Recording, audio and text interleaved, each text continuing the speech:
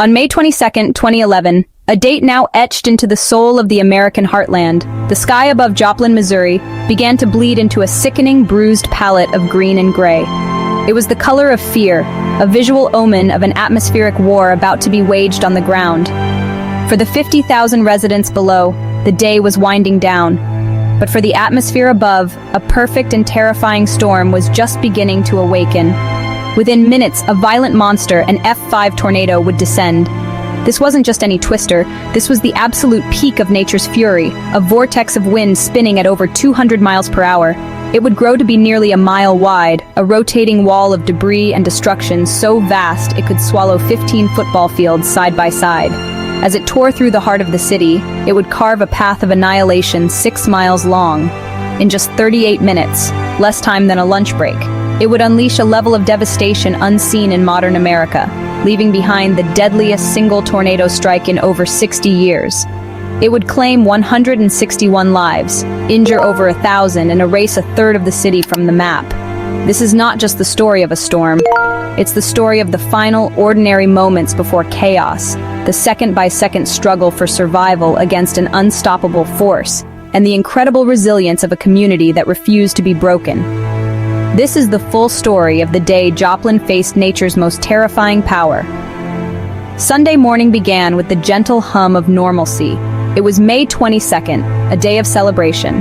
Families headed to church, their Sunday best illuminated by the bright spring sun. Coffee shops were filled with the easy chatter of friends and neighbors. For the seniors of Joplin High School, it was graduation day, a milestone of hope and promise for the future. The air was warm and heavy with humidity, the kind of day that feels lazy and peaceful, giving no hint of the violence brewing miles above. But in weather offices across the region, meteorologists watched their screens with growing dread. The atmosphere was, in their terms, a loaded gun. All the ingredients for catastrophic weather were present.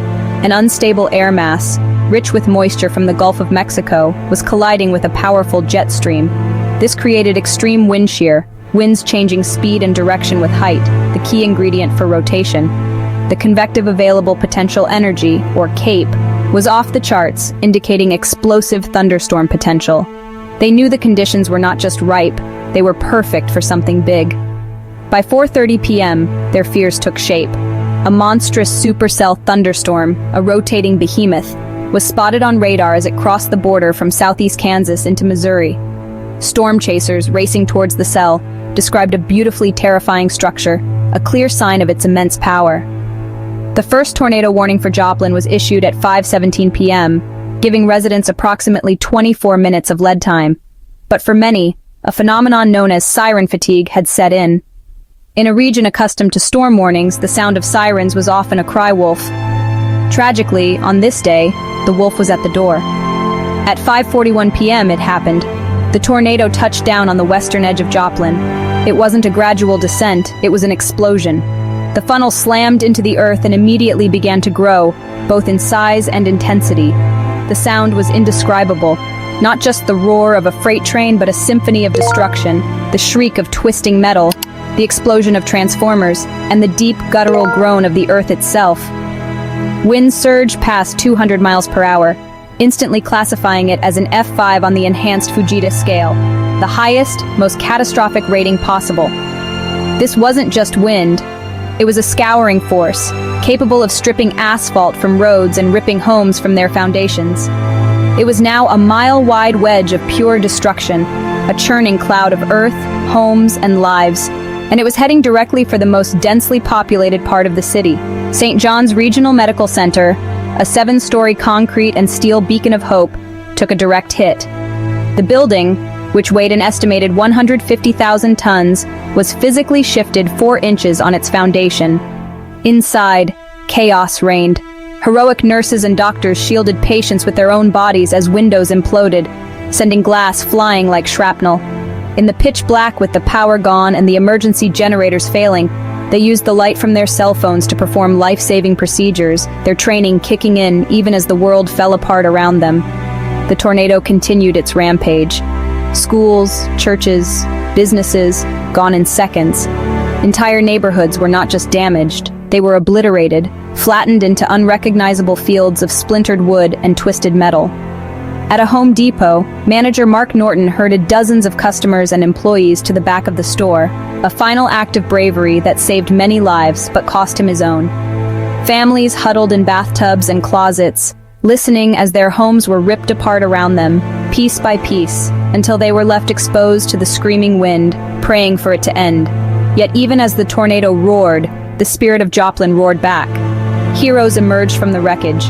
Neighbors, bleeding and dazed, immediately began digging through the rubble of what used to be their friends' homes, pulling strangers from the debris. Off-duty police, firefighters, and paramedics ran towards the danger, their instincts to serve overriding any thought for their own safety. In the immediate aftermath, before organized help could arrive, it was the people of Joplin who became their own first responders. When the winds finally died down at 6:12 p.m., an unnatural silence fell over the city, broken only by the hiss of gas leaks and the cries of the injured. Joplin was unrecognizable.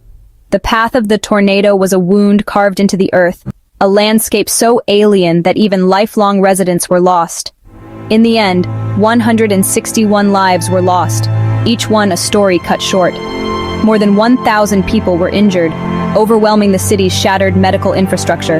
But in this darkest hour, the community came together with a strength that rivaled the storm itself. Volunteers, numbering in the tens of thousands, poured in from across the country, bringing water, food, medical supplies, and most importantly, hope. The phrase "Joplin Strong" wasn't just a slogan, it was a promise. In the years that followed, Joplin became a national symbol of resilience.